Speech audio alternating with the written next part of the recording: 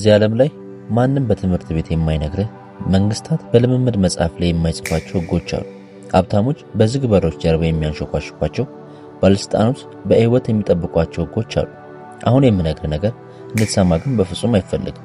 ከአምስተኛው ክፍለ ዘመን በፊት ማኪያቮሊ አብዛኛው ሰው ዛሬ ድረስ ለመቀበል ፈቃደኛ ያልሆነው አንድ ነገር ተረድቶ ነበር። ዓለም ደጎችን፣ ጩኸታሞችን ወይም ታማኞችን አይሸልምም። ዓለም የሚሸልመው ስትራቴጂያውያን ነው። ጥንቁቅ ይሸለማል። ወደ ጨዋታው ሜዳ ከመግባታቸው በፊት የጨዋታን ህግ የተማሩ ይሸለማል። ዛሬ ምሽት ተደማጭነት ያላቸው ወንዶችና ሴቶች ለትውልድ የሚጠብቋቸው 7 ሚስጥሮችን ሰጣል። እነዚህ ንድፎች ሐሳብ አይደሉም። ለስልክ የሚሆን ዋይል ፔፐርም አይደለም። የሚያነቃቁ ሐሳቦች አይደሉም። እነዚህ መሳሪያዎች ናቸው። ይህ ቪዲዮ እስኪያልቅ ድረስ ዓለም በአዲስ አይን ማየት ትጀምራለህ፣ ወይም ባላየሁት ኖሮ ብለህ ትመኛለህ።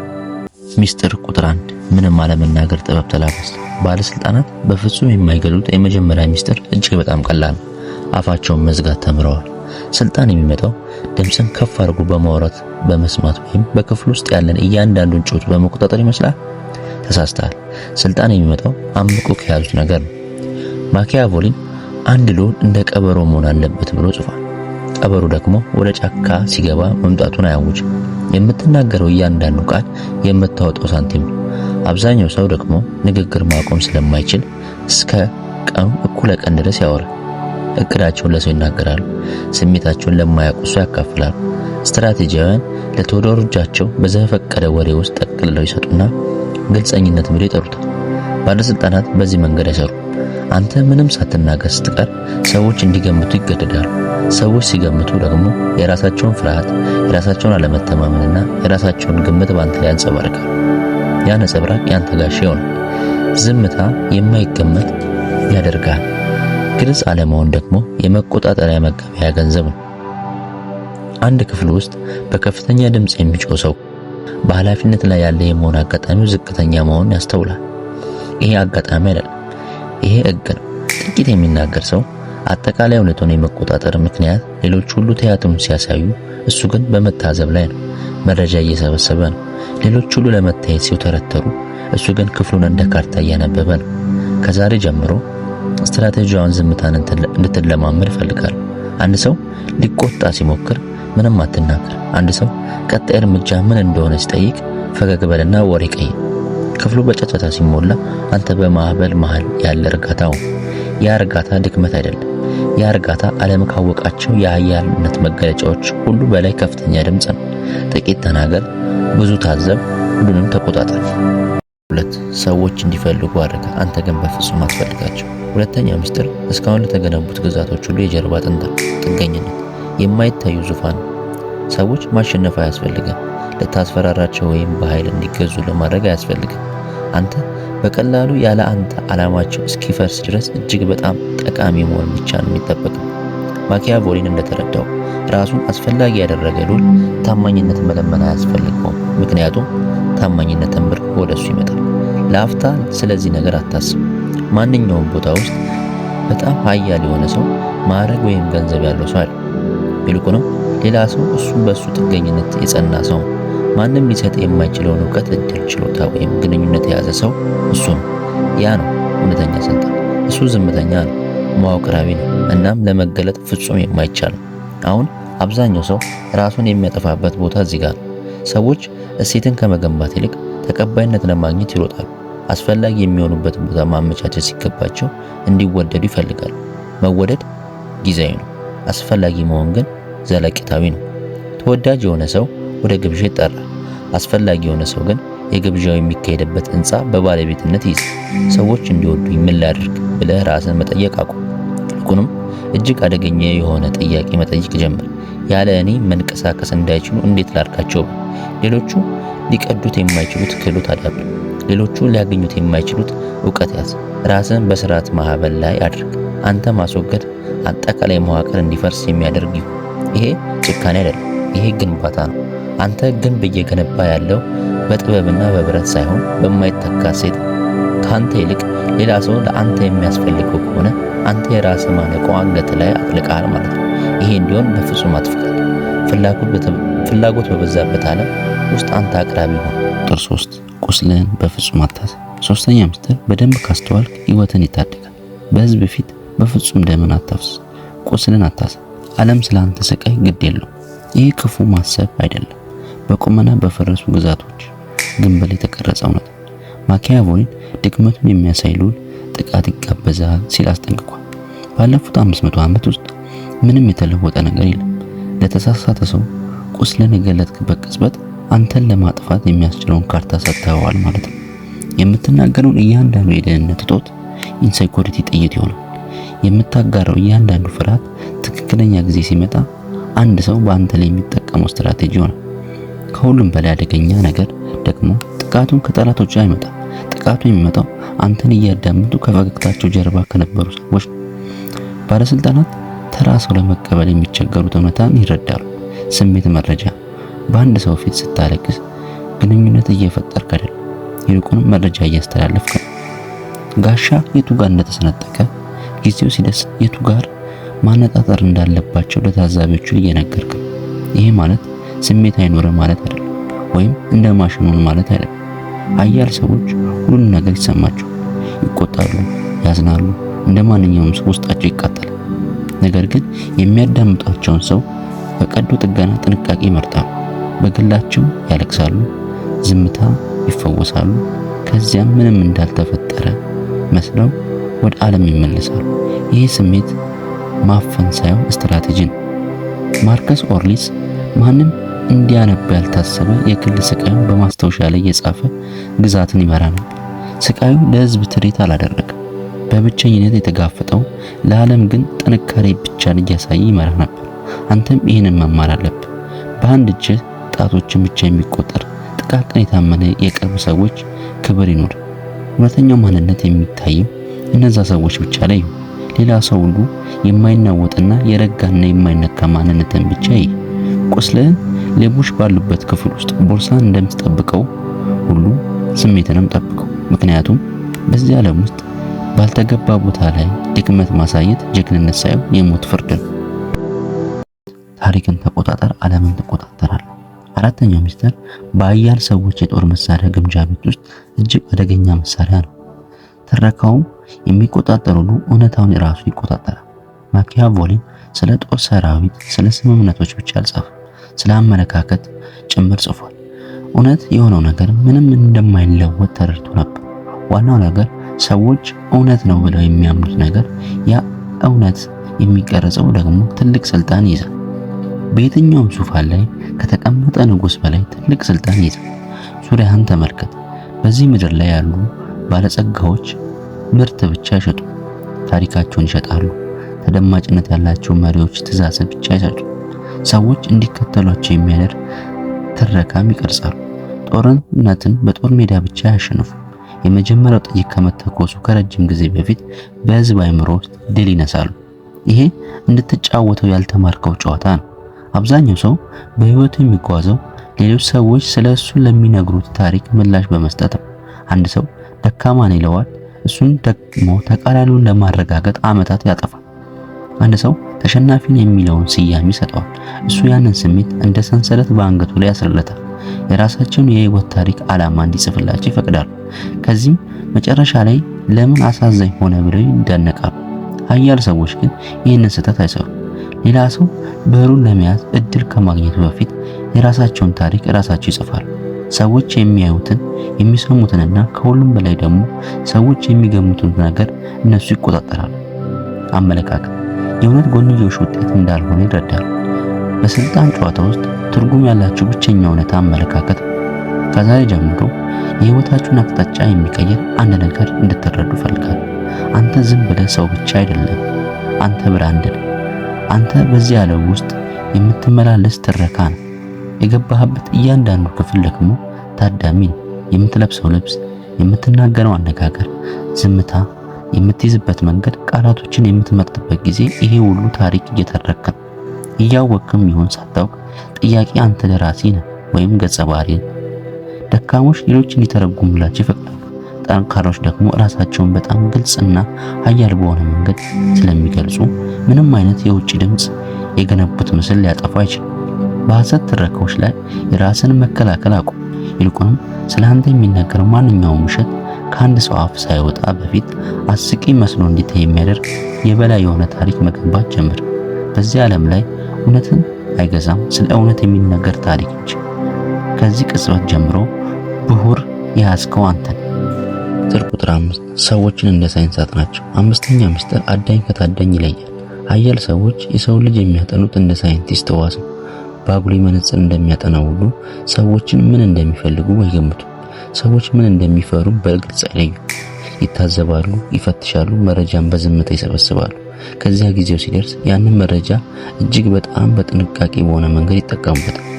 ማኪያቬሊን አንድ ጠቢብ ልዑል ሰዎችን ከመግዛቱ በፊት ባህሪያቸውን ማወቅ አለበት ብሎ ጽፏል። ይሄ መርህ ለነገስታት ለግዛቶች ብቻ አይደለም የሚሰራው፣ አሁን ላንተ ይሰራል። ወደምትገባበት እያንዳንዱ ክፍል፣ በምታደርገው እያንዳንዱ ድርድር፣ በምትመሰረተው እያንዳንዱ ግንኙነት አብዛኛው ሰው በህይወት የሚጓዘው እንደውር ነው። ቃላት እንዳለ ይቀበላል። አንድ ሰው ጓደኛዬ ነኝ ሲላቸው ያለምንም ጥርጥር ያምናሉ። አንድ ሰው እመነኝ ሲላቸው የህይወታቸውን ቁልፍ አሳልፎ ይሰጣሉ። ሰዎች የሚጠፉት በዚህ መንገድ በግልጽ ጠላቶቻቸውን ሳይሆን ዓላማቸውን ለማጥፋት ባልደከሙላቸው ፈገግተኛ ወዳጆች ነው። ኃያል ሰዎች ደግሞ ይህንን ስህተት አይሰሩም። ሰዎች ማንም አያየኝም ብለው ሲያስቡ የሚያደርጉትን ይመለከታሉ። የሚባለውን ብቻ ሳይሆን የሚሸሸገውን ነገር ያዳምጣሉ። ልማዶችን፣ ድግግሞችን ይከታተላሉ። የሆነ ነገር ሲፈልጉ ብቻ የሚደውሉትን ያስተውላሉ። በክፍል ውስጥ ባሉ ሰዎች ማንነት ላይ በመመስረት ድምጻቸውን የሚቀያየሩትን ያስተውላሉ። ጭንብል መልሰው ከመሸፈን በፊት ለአንድ ሰከንድ ያንን ሰው በፊቱ ላይ የሚታዩ ጥቃቅን መገለጫዎች ያያሉ። ይሄ መጠራጠር አይደለም፣ ይሄ ብልህነት ነው። የምታገኙ እያንዳንዱ ሰው ከፍላጎቶቹ፣ ከፍርሃቶቹ፣ ካለመተማመንና ከምኞቶቹ በተገነባ ስብስብ ውስጥ ነው የሚንቀሳቀሰው። እነዚህ ሰዎች መቆጣጠር ቁልፍ ናቸው። እነዚህ ቁልፎች ደግሞ ለይቶ ያወቀ ሰው ሌላኛውን ሰው ይወቃል። በዚህም ግንኙነት ውስጥ ስልጣን ይይዛል። ሮበርት ግሪን እንደጻፈው ሰው ለአንተ የሚያቀርብልህ ማንነት እንደ ሙሉ እውነት በፍጹም መውሰድ የለብህም። እያንዳንዱ የሰው ልጅ በአካባቢው የሆነ ነገር ለማግኘት ሲል የራሱ ቲያትር እያሳየ ነው። ያንተ ስራ ያንን ቲያትር አልፈህ ከጀርባ ያለውን ማሽን ማየት ነው። የሰው ልጅ ቋንቋ ማጥናት ጀምር። ሰዎች ቃል የሚገቡት በተግባር የሚፈጽሙት መካከል ያለውን ልዩነት ማስተዋል ጀምር። መረጃ የሚሰጡ ሰዎች ልብ በል። ለምን ያንን መረጃ እንድታውቅ እንደተፈለገ ራስን ጠይቅ። በስልጣን ዓለም ውስጥ በአጋጣሚ የሚከሰት ምንም ነገር የለም። እያንዳንዱ ውለታ የራሱ ዓላማ አለ። እያንዳንዱ ሙገሳ የራሱ አቅጣጫ አለ። እያንዳንዱ ዝምታ የራሱ ትርጉም አለ። ሰዎች በዚህ ደረጃ ማንበብ ስትጀምር ለአጠቃላይ የሰዎች ልጆች ተሞክሮ የማጭበርበሪያ ኮድ እንደተሰጠ ይሰማል። ንግግሮች ግልጽ ይሆኑልሃል። ማጭበርበሮች ገና ሳይጀምሩ በግልጽ ይታዩሃል። ቀደም ሲል ግራ ያጋቡ የነበሩ ሰዎች እንደ ፀሐይ መውጣት ግልጽ ሊገመቱ የሚችሉ ይሆናል። ሰዎችን የወደፊት ህይወታቸውን በእነሱ ላይ እንደተመሰረተ አድርግ እና አጥናቸው። ምክንያቱም በእርግጠኝነት የተመሰረተበትን ምስጢር ታውቃል። ቁጥር 6 በዝምታ ተንቀሳቀስ፣ በጥንቃቄ ምታ። ስድስተኛው ምስጢር አማተሮች ልምድ የሌላቸው ከስልጣን መሐንዲስነት የሚለይ ነው። እርምጃዎችን በፍጹም አታውጅ። ዓለም በጫጫታ ተጠምዳለች። ሰዎች አንድ እርምጃ ሳይራመዱ ግባቸውን በማህበራዊ ሚዲያ ላይ ለጥፋሉ። አንድ እቅድ ሳይነድፉ ሊጀምሩ ስላሰቡት ንግድ ለጓደኞቻቸው ይናገራሉ። ስራውን ሳይጀምሩ ተመልሼ መጥቻለሁ ብለው ያውጃሉ። ከዚያም ለምን ነገሮቹ አልሳካ እንዳላቸው ይገረማሉ። ችግሩ አጽናፍ ዓለም ሳይሆን ራስን ማጋለጥ። እቅድ በገለጥክበት ቅጽበት በአካባቢ ያሉ ተቃራኒ ኃይሎች ሁሉ ተቀሰቅሳሉ። ቅናት ይነቃል። ተወዳዳሪዎች ቢላቸውን ይስላሉ። ከጎን ያሉ የመሰሉ ሰዎች ጆሮ ላይ ጥርጣሬ አንሾካሹካሉ።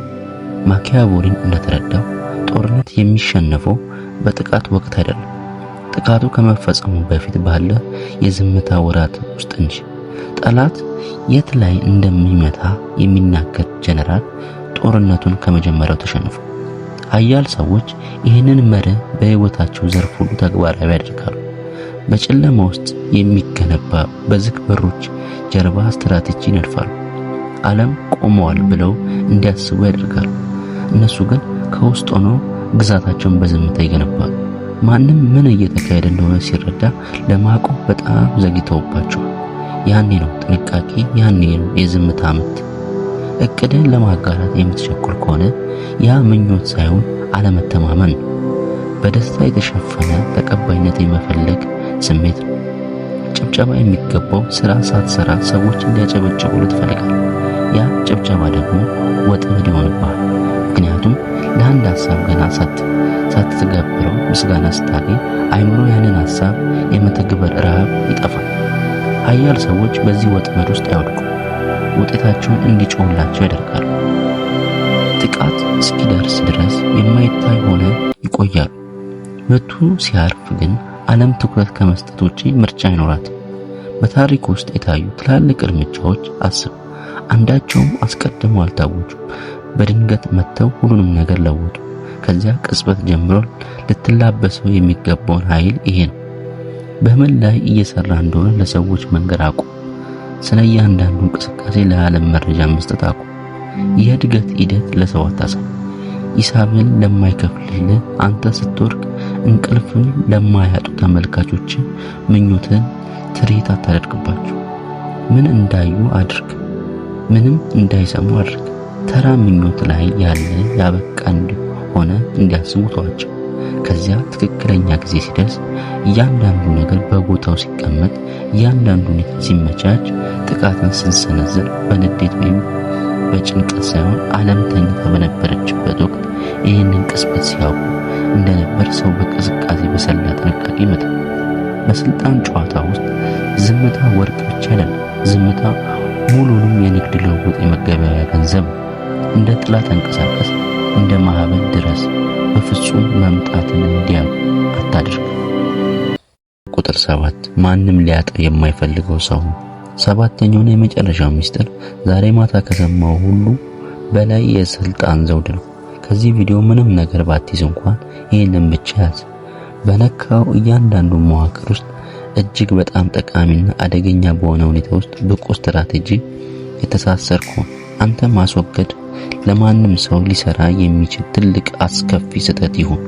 ይሄ ስለ ኩራት አይደለም። እንደ ትንሽ ልጅ ትኩረት ለመሳብ ወደ ክፍል ውስጥ ገብቶ ክብርን ስለመጠየቅ አይደለም። ይልቁንም በምትገኝበት እያንዳንዱ መዋቅር ውስጥ የመሰረት ድንጋይ እስክትሆን ድረስ እልውናን በዝምታ በዘዴ ስለመገንባት ነው። አንተ የቤቱ ተሸካሚ ግድግዳ ትሆናለህ። አንተን ነቅሎ ማውጣት ማለት ቤቱ በሙሉ በራሱ ላይ እንዲናድ ማድረግ ማለት ነው።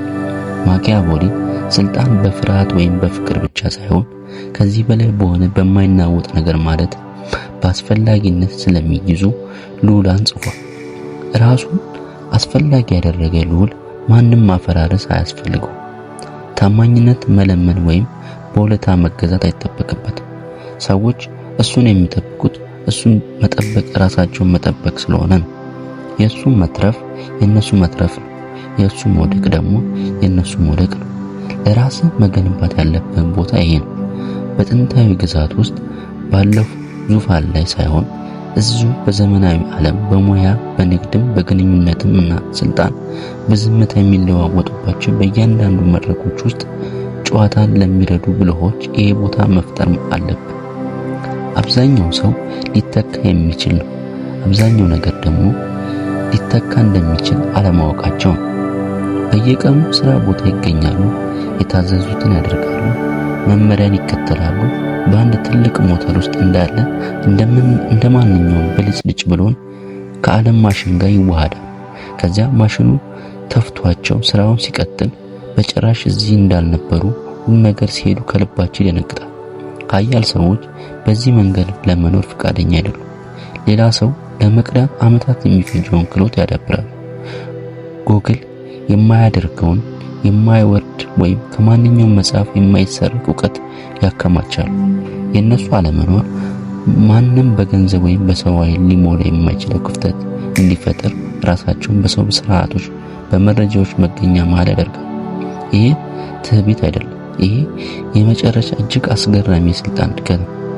ለስልጣን አትሩጥ። ቲያትር አታሳይ። ስለ እነሱ አትለጠፍ። ወይ ለመረዳት ዝግጁ ላልሆኑ ሰዎች አታብራር። አንተ ራስህ ስልጣን ትሆናለህ።